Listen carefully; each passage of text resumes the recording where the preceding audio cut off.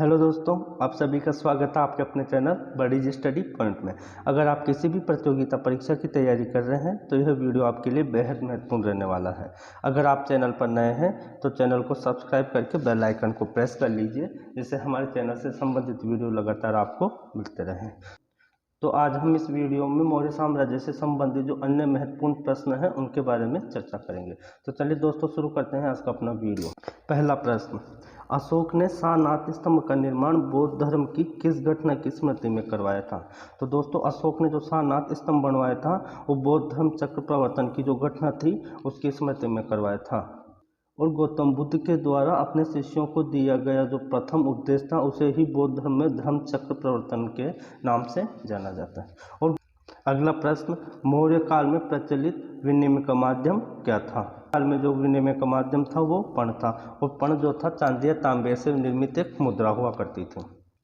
अगला प्रश्न, कौटिल्य ने अपनी पुस्तक अर्थशास्त्र में गुप्तचरों के लिए किस शब्द का प्रयोग किया है?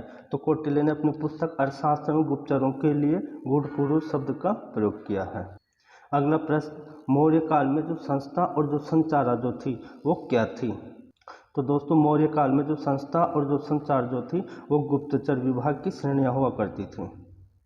अब दोस्तों संस्था नामक जो श्रेणी थी उसमें स्थायी गुप्तचर होते थे जो एक ही स्थान पर रह के काम करते थे, जबकि संचार नामक जो श्रेणी थी उसमें ऐसे गुप्तचर आते थे जो भ्रमणशील रहते थे, एक स्थान से दूसरे स्थान पर जाते और सूचना एकत्रित करते थे।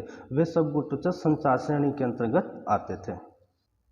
अगला प्रश्न दोस्तों इसको इम्पोर्टेंट कर लेना कि मौर्य काल में सबसे उच्च स्तर के जो अधिकारी होते थे उनको क्या कहा जाता था, और अर्थशास्त्र के अनुसार उनकी संख्या कितनी थी?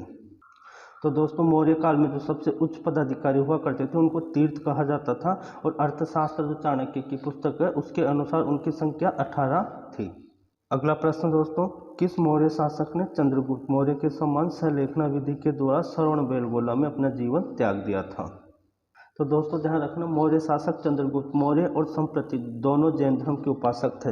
अब चंद्रगुप्त मौर्य ने भी अपने अंतिम समय में अपना समस्त राजकाज बिंदुसार को सौंप के श्रवणबेलगोला कर्नाटक में लेखना उस विधि का अनुसरण करते हुए अपने जीवन का त्याग किया था, और उसी विधि का अनुसरण करते हुए चंद्रगुप्त मौर्य के समान ही श्रवणबेलगोला कर्नाटक में संप्रति नामक जो शासक था उसने भी सलेखना विधि के द्वारा अपना जीवन त्याग दिया था। अशोक के धम्म की जो परिभाषा है वो किस स्तंभलेख में मिलती है? तो दोस्तों अशोक के जो धम्म की परिभाषा है वो द्वितीय और जो 7वां स्तंभलेख है उसमें मिलती है। अगला प्रश्न, दिव्यावदान जो बौद्ध ग्रंथ है उसमें किस मौर्य शासक को धर्म विवर्धन कहा गया है? तो दिव्यावदान बौद्ध ग्रंथ में धर्म विवर्धन कुणाल को कहा गया है। अगला प्रश्न दोस्तों इसको भी इम्पोर्टेंट कर लेना कि अशोक का एकमात्र स्तंभलेख जिसके शीर्ष पर वृषभ की आकृति उत्कीर्ण की गई है, तो दोस्तों वह स्तंभलेख जो था रामपुरवा स्तंभलेख था। तो दोस्तों रामपुरवा से जो स्तंभलेख मिला है जिसके शीर्ष पे वृषभ की आकृति उत्कीर्ण है, तो यह स्तंभलेख जो है लेख विहीन है और वर्तमान में जो राष्ट्रपति भवन है उसके प्रांगण के प्रवेश द्वार पे स्थित है। दोस्तों रामपुरवा से 2 स्तंभलेख मिले हैं जिसमें से एक स्तंभ जो है वो लेख विहीन है, जबकि एक स्तंभ पे लेख उत्कीर्ण है। तो दोस्तों रामपुरवा से जो दूसरा स्तंभ मिला है वह लेख युक्त है, और उस स्तंभ के शीर्ष पे सिंह की आकृति उत्कीर्ण है जो कि वर्तमान में राष्ट्रपति भवन दिल्ली में रखा हुआ है। अब जैसा आप फोटो में देख पा रहे हैं कि रामपुरवा से जो 2 स्तंभ मिले हैं उसमें एक के शीर्ष पे तो ये जो एक स्तंभ है इसके शीर्ष पे तो वृषभ की आकृति उत्कीर्ण है, लेकिन ये जो है लेख विहीन है, इसमें कोई लेख नहीं लिखा हुआ है, और ये जो है वर्तमान में जो राष्ट्रपति भवन है उसका जो प्रांगण है उसके प्रवेश द्वार पे स्थित। जबकि दूसरा स्तंभ जो मिला है रामपुरवा से उसके शीर्ष पे सिंह की आकृति उत्कीर्ण है और यह लेख युक्त है, और यह वर्तमान में राष्ट्रपति भवन दिल्ली में रखा हुआ है। अगला प्रश्न दोस्तों, मौर्य काल में कर निर्धारण करने वाला जो अधिकारी होता था उसे क्या कहा जाता था? तो दोस्तों उसको समाहर्ता कहा जाता था। अगला प्रश्न दोस्तों, मौर्य काल में राजस्व वसूल करने वाला या राजस्व से प्राप्त जो वस्तुएं होती थी उसको राजा के कोषागार में जमा करने वाला अधिकारी क्या कहलाता था? दोस्तों वह अधिकारी था सन्निदाता। अशोक से प्रभावित होकर किस राजा ने देवनामप्रिय की उपाधि धारण की थी? तो दोस्तों वह राजा था तिष्य, और वह श्रीलंका का राजा था जो कि अशोक से प्रभावित होकर उसी के समान देवनामप्रिय की उपाधि धारण की थी। यह प्रश्न प्रतियोगिता परीक्षा में बहुत बार पूछा जा चुका है। और मौर्य काल में श्रीलंका को ताम्रपर्णी कहा जाता था। अगला प्रश्न दोस्तों कि अशोक के किस स्तंभ लेखों में कौशाम्बी और पाटलिपुत्र के जो 10 महामात्र थे उनको आदेश दिया गया था कि संघ में फूट डालने वाले भिक्षु और भिक्षुणियों को निष्कासित कर दिया जाए? तो दोस्तों वो स्तंभ लेख थे सांची और सारनाथ का स्तंभ लेख। अब सांची का जो स्तंभ लेख है वो रायसेन जिला मध्य प्रदेश में स्थित है, जबकि सारनाथ का स्तंभ लेख जो है वो वाराणसी यूपी में स्थित है। इन दोनों स्तंभ लेखों में धम्म महामात्र नामक जो अधिकारी होते थे उनको अशोक के द्वारा आदेश दिया गया था कि जो भी संघ में फूट डालने का प्रयास करे ऐसे भिक्षु और भिक्षुणियों को संघ से निष्कासित कर दिया जाए। अगला प्रश्न दोस्तों, मौर्य साम्राज्य में प्रशासनिक अधिकारियों की नियुक्तियों से पूर्व उनकी योग्यता और चरित्र का परीक्षण किया जाता था, जिसे क्या कहा जाता था? तो दोस्तों मौर्य काल में जो उच्च पदाधिकारी होते थे जिन्हें तीर्थ कहा जाता था, तो उनकी नियुक्ति से पूर्व उनके चरित्र की एक परीक्षा ली जाती थी जिसे उपधा परीक्षण कहा जाता था।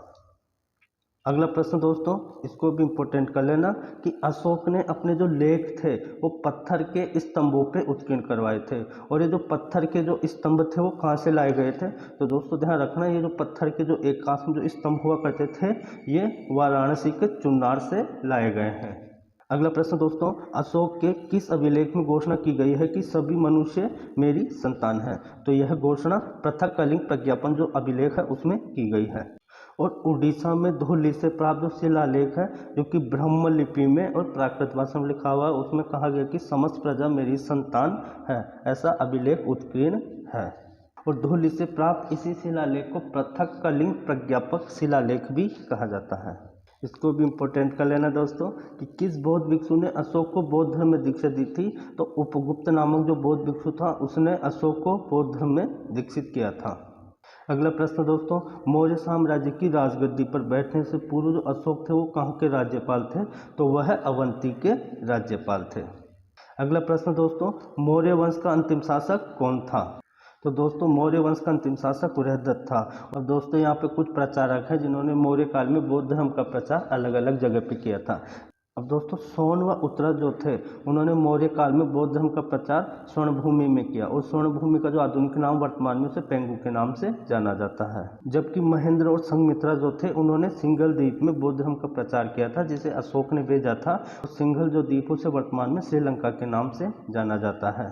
जबकि महारक्षित जो थे उन्होंने यवन प्रदेश में बौद्ध धर्म का प्रचार किया जिसे वर्तमान में यूनान के नाम से जाना जाता है। अब रक्षित जो थे उन्होंने वनवासी में बौद्ध धर्म का प्रचार किया जिसे वर्तमान में उत्तरी कन्नड़ा कहा जाता है। जबकि महादेव जो थे उन्होंने महिष मंडल में बौद्ध धर्म का प्रचार किया जिसे वर्तमान में मैसूर कहा जाता है। तो दोस्तों आज हमने इस वीडियो में मौर्य साम्राज्य से संबंधित जो अन्य सभी शेष प्रश्न थे जो सभी प्रतियोगिता परीक्षाओं की दृष्टि से महत्वपूर्ण थे उन पे चर्चा की थी। मिलते हैं अगले वीडियो में कुछ अन्य महत्वपूर्ण प्रश्नों के साथ। तो तब तक सभी दोस्तों को सभी प्रतियोगिता परीक्षाओं के लिए wish you all the very best. धन्यवाद।